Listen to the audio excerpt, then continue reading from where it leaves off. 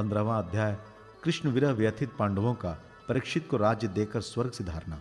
सूत जी कहते हैं, भगवान श्री कृष्ण के प्यारे सखा अर्जुन एक तो पहले ही श्री कृष्ण के विरह से क्रुश हो रहे थे।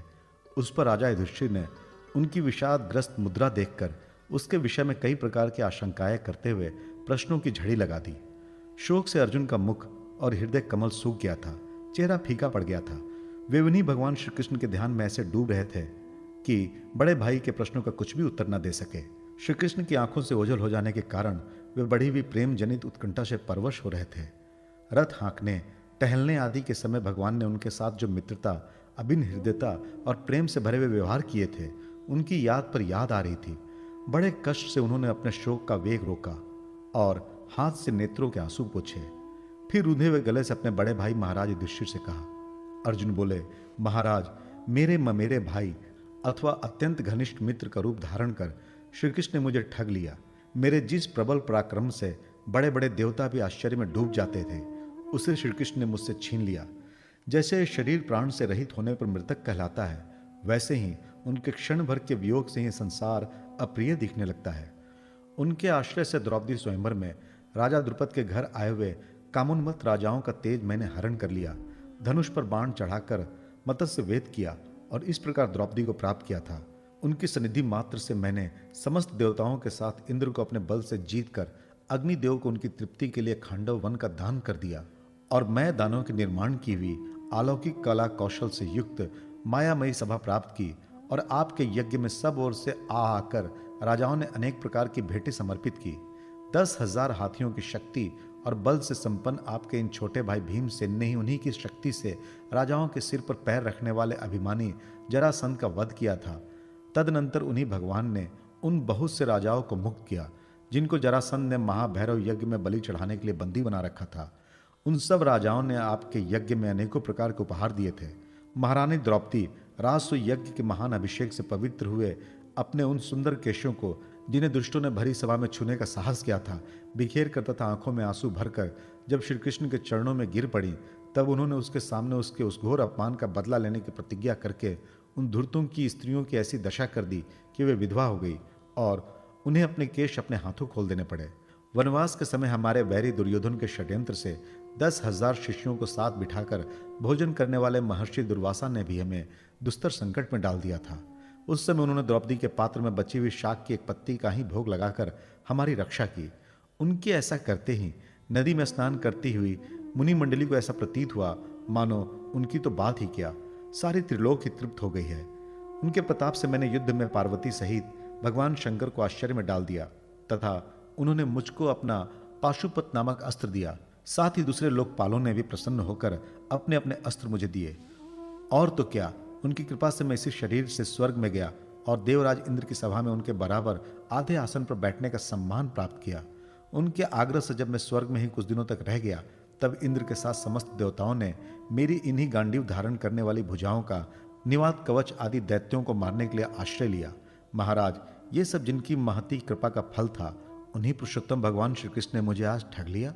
महाराज, कौरवों की सेना भीष्म, द्रोण आदि अजय महामत्स्यों से पूर्ण अपार समुद्र के समान दुस्तर थी, परंतु उनका आश्रय ग्रहण करके अकेले ही रथ पर सवार हो मैं उसे पार कर गया।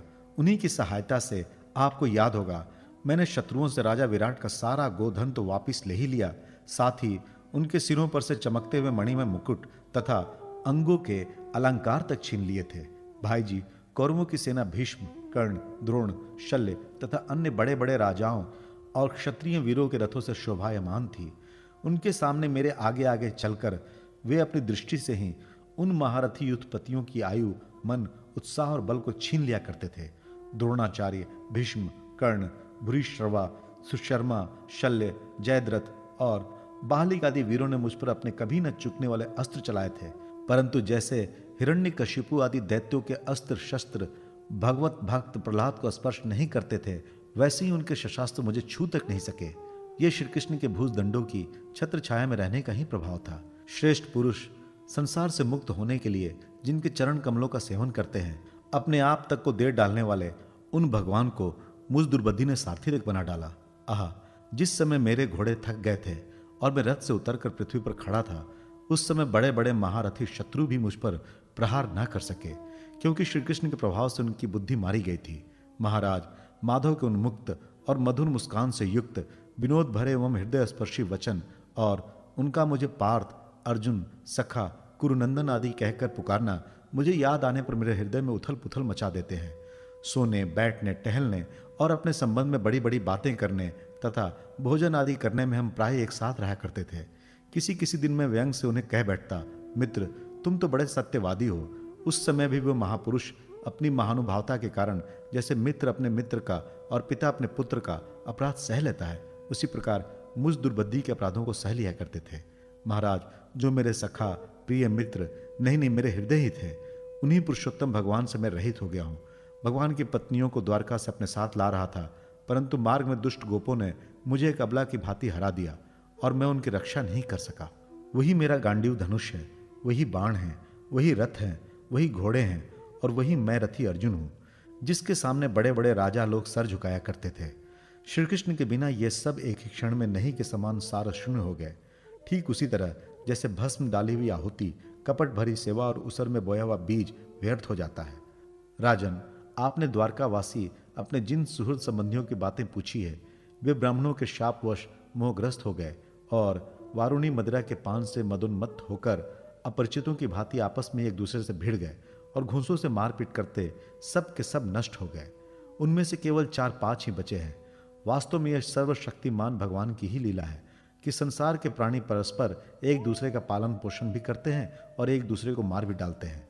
राजन, जिस प्रकार जलचरों से बड़े जंतु छोटों को, बलवान दुर्बलों को एवं बड़े और बलवान भी परस्पर एक दूसरे को खा जाते हैं, उसी प्रकार अतिशय बली और बड़े यदुवंशियों के द्वारा भगवान ने दूसरे राजाओं का संहार कराया। तत्पश्चात यदुवंशियों के द्वारा ही एक से दूसरे यदुवंशियों का नाश कराकर पूर्ण रूप से पृथ्वी का भार उतार दिया। भगवान श्री कृष्ण ने मुझे जो शिक्षाएं दी थी वे देश, काल और प्रयोजन के अनुरूप तथा हृदय के ताप को शांत करने वाली थी। स्मरण आते ही वे हमारे चित्त का हरण कर लेती हैं। सूत जी कहते हैं, इस प्रकार प्रगाढ़ प्रेम से भगवान श्री कृष्ण के चरण कमलों का चिंतन करते करते अर्जुन की चित्त वृत्ति अत्यंत निर्मल और प्रशांत हो गई। उनकी प्रेममयी भक्ति भगवान श्री कृष्ण के चरण कमलों के अहर्निश चिंतन से अत्यंत बढ़ गई। भक्ति के वेग ने उनके हृदय को मत कर उसमें से सारे विकारों को बाहर निकाल दिया। उन्हें युद्ध के प्रारंभ में भगवान के द्वारा उपदेश किया हुआ गीता ज्ञान पुनः स्मरण होया, जिसकी काल की व्यवधान और कर्मों के विस्तार के कारण प्रमादवश कुछ दिनों के लिए विस्मृति हो गई थी। ब्रह्म ज्ञान की प्राप्ति से माया का आवरण भंग होकर गुणातीत अवस्था प्राप्त हो गई। द्वैत का संशय निवृत्त हो गया। सूक्ष्म शरीर भंग हुआ। वे शोक एवं जन्म मृत्यु के चक्र से सर्वथा मुक्त हो गए। भगवान के स्वधाम गमन और यदुवंश के संहार का वृत्तांत सुनकर निश्चल मति युधिष्ठिर ने स्वर्गारोहण का निश्चय किया। कुंती ने भी अर्जुन के मुख से यदुवंशियों के नाश और भगवान के स्वधाम गमन की बात सुनकर अनन्य भक्ति से अपने हृदय को भगवान श्री कृष्ण में लगा दिया और सदा के लिए इस जन्म मृत्यु रूप संसार से अपना मुंह मोड़ लिया। भगवान श्री कृष्ण ने लोक दृष्टि में जिस यादव शरीर से पृथ्वी का भार उतारा था, उसका वैसे ही परित्याग कर दिया, जैसे कोई कांटे से कांटा निकालकर फिर दोनों को फेंक दे। भगवान की दृष्टि में दोनों ही समान थे। जैसे वह नट के समान मत्स्यादि रूप धारण करते हैं और फिर उनका परित्याग कर देते हैं, वैसे ही उन्होंने जिस यादव शरीर से पृथ्वी का भार दूर किया था उसे त्याग भी दिया। जिनकी मधुर लीलाएं श्रवण करने योग्य हैं, उन भगवान श्री कृष्ण ने जब अपने मनुष्य के से शरीर से इस पृथ्वी का परित्याग कर दिया, उसी दिन विचारहीन लोगों में अधर्म में फंसने वाला कलयुग आदम का। महाराज युधिष्ठिर से कलयुग का फैलना छिपा ना रहा। उन्होंने देखा देश में, नगर में, घरों में और प्राणियों में लोभ, असत्य, छल, हिंसा आदि अधर्मों की बढ़त हो गई है। तब उन्होंने महाप्रस्थान का निश्चय किया। उन्होंने अपने विनयी पौत्र परीक्षित को, जो गुणों में उन्हीं के समान थे, समुद्र से घिरी हुई पृथ्वी के सम्राट पद पर हस्तिनापुर में अभिषिक्त किया। उन्होंने मथुरा में शूर सेनाधिपति के रूप में अनिरुद्ध के पुत्र वज्र का अभिषेक किया। इसके बाद समर्थ युधिष्ठिर ने प्रजापत्य यज्ञ करके आहवनीय आदि अग्नियों को अपने में लीन कर दिया, अर्थात गृहस्थाश्रम धर्म से मुक्त होकर उन्होंने संन्यास ग्रहण किया। युधिष्ठिर ने अपने सब वस्त्राभूषण आदि वहीं छोड़ दिए एवं ममता और अहंकार से रहित होकर समस्त बंधन काट डाले। उन्होंने दृढ़ भावना से वाणी को मन में, मन को प्राण में, प्राण को अपान में और अपान को उसकी क्रिया के साथ मृत्यु में तथा मृत्यु को पंचभूत में शरीर में लीन कर दिया। इस प्रकार शरीर को मृत्यु रूप अनुभव करके उन्होंने उससे त्रिगुणा में मिला दिया। त्रिगुण के मूल प्रकृति में, सर्व कारण रूपा प्रकृति को आत्मा में और आत्मा को अविनाशी ब्रह्मा में विलीन कर दिया। उन्हें यह अनुभव होने लगा कि यह संपूर्ण दृश्य प्रपंच ब्रह्मा स्वरूप है। इसके पश्चात उन्होंने शरीर पर चीर वस्त्र धारण कर लिया, अन्न जल का त्याग कर दिया, मौन ले लिया और केश खोलकर बिखेर लिए। वे अपने रूप को ऐसा दिखाने लगे जैसे कोई जड़, उन्मत्त या पिशाच हो। फिर वे बिना किसी की बाट देखे तथा बहरे की तरह बिना किसी की बात सुने घर से निकल पड़े। हृदय में उस पर ब्रह्मा का ध्यान करते हुए, जिसको प्राप्त करके फिर लौटना नहीं होता, उन्होंने उत्तर दिशा की यात्रा की, जिस ओर पहले बड़े बड़े महात्मा जन जा चुके हैं।